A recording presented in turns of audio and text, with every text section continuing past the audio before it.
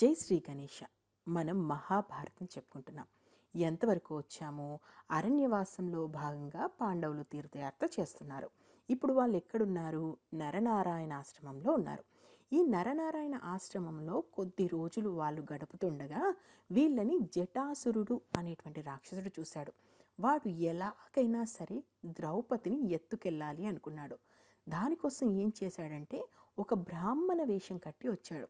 ఒక బ్రాహ్మణుడిలాగా వేద పండితుడిలాగా వచ్చి, నాకు ధనుర్వేదం తెలుసు, నేను సాక్షాత్తు పరశురాముని శిష్యుణ్ణి, మీరు ఇక్కడ ఉన్నారని తెలిసి మీకోసం వచ్చాను అంటాడు. అతను చూడగానే అనిపిస్తుంది ఈ ఈ మనిషిలో ఏదో వ్యత్యాసం కనిపిస్తుంది అని. కానీ ధర్మరాజు ఎప్పుడైనా ఏమనుకుంటాడు, ఇప్పుడు వచ్చింది అతిథి. అతిథి అంటే సాక్షాత్తు బ్రహ్మంతో సమానం. అలాంటి అతన్ని నేను అనుమానించకూడదు అనుకుని అతన్ని వాళ్ళ దగ్గరే ఉంచేసుకుంటాడు. ద్రౌపది తనకి వంట చేసి పెడుతుంది. అక్కడ ఉన్నటువంటి బ్రాహ్మణులందరితో పాటు అతను కూడా కలిసిపోతాడు. వేద పారాయణాలు చదువుతుంటాడు. అసలు ఎవ్వరికి కూడా అనుమానం కలగకుండా జటాసురుడు ఉంటాడు. అసలు జటాసురుడు ఈ ఈ వేషంలో ఉన్నాడు అని చెప్పేసి అక్కడ ఎవ్వరు కూడా కనిపెట్టలేకపోతారు. అయితే ఈ జటాసురుడు, బకుడు, హిడంబకుడు ఉన్నారు కదా, అంటే మనకు భీముడి చేతిలో చచ్చిన వాళ్ళు ఉన్నారు కదా, వాళ్ళకి చుట్టం అనమాట. అంటే ఇప్పుడు ఈ జటాసురుడు రావడానికి రెండు కారణాలు. ఒకటి, ఎలా అయినా ద్రౌపదిని ఎత్తుకెళ్ళాలి. రెండవది, ఆ భీముణ్ణి ఏడ్చేలాగా చేయాలి.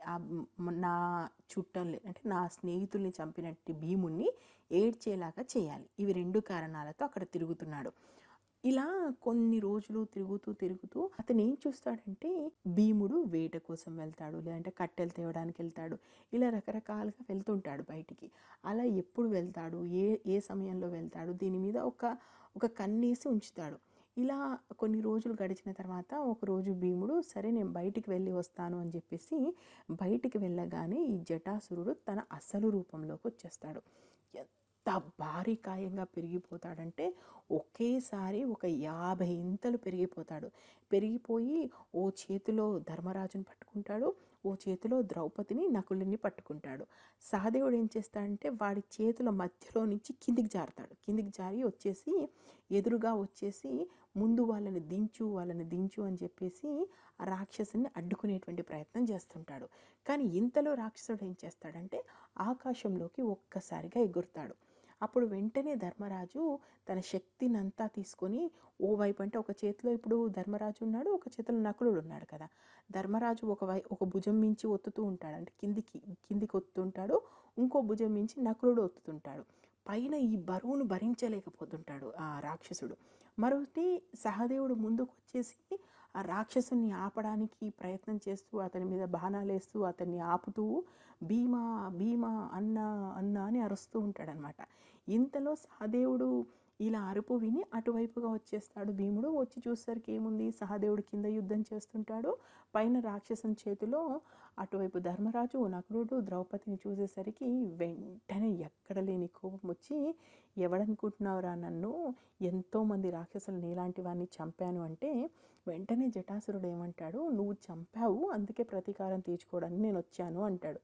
అప్పుడు అయితే దొంగచాటుగా ఎందుకు ఎత్తుకెళ్తున్నావు, రా ఇద్దరం కలిసి యుద్ధం చేద్దాము, నీకు దమ్ముంటే రా, అప్పుడు గెలిస్తే నువ్వు తీసుకెళ్ళు, నేను ఒప్పుకుంటాను అంటాడు. ఇంకా దానికి జటాసురుడు వెంటనే మళ్ళీ కిందికి వచ్చేసి వీళ్ళని వదిలేస్తాడు, ఈ ముగ్గురిని వదిలేస్తాడు. కానీ నకులుడు, సహదేవుడు మధ్యలోకి వచ్చి వీటితో యుద్ధం చేయాలని చూస్తారు. కానీ అప్పుడు భీముడు ఏమంటాడంటే, ఎందుకు తమ్ముళ్ళు మీరు మధ్యలోకి, మీరు ప్రశాంతంగా పక్కన ఉండండి, వీడి సంగతి నేను చూస్తాను అంటాడు. ఇక జటాసురుడికి భీముడికి యుద్ధం జరుగుతుంది. ఏది దొరికితే దాంతో కొట్టుకుంటారు. ఒక బండరాళ్ళతో కొట్టుకుంటారు, కట్టెలతో కొట్టుకుంటారు, పెద్ద పెద్ద తుమ్మ ముద్దులు తెచ్చి కొట్టుకుంటారు, పిడుగుద్దులు గుద్దుకుంటారు. దాదాపు కొన్ని గంటల పాటు వీళ్ళ మధ్య యుద్ధం జరుగుతుంది. జటాసురుడు కూడా ఏం తక్కువ కాడు, చాలా శక్తివంతుడు. కానీ ఇలా కొన్ని గంటలు పోరాడిన తర్వాత గట్టిగా భీముడు గుద్దేటువంటి పిడుగుద్దులకు చచ్చి ఊరుకుంటాడు. మరి జటాసురుడు ఇప్పుడు చచ్చిపోయాడు కదా, ఆ తర్వాత ఏం జరిగింది, ఇక్కడే ఉన్నారా ఇంకా వీళ్ళేటైనా వెళ్ళారా, ఇది మనం నెక్స్ట్ ఎపిసోడ్లో చూద్దాం. నేను మహాభారతం ఉన్నది ఉన్నట్టుగా చెప్తున్నాను. మీకు నచ్చితే ఆశీర్వదించండి. అండ్ ఇప్పటి వరకు జరిగిన స్టోరీ ఏంటో తెలుసుకోవాలనుకుంటే నా ఛానల్లో ప్లేలిస్ట్లోకి వెళ్ళండి, మహాభారతం ప్లేలిస్ట్ ఉంది, చూడండి. Thank you. జై హింద్.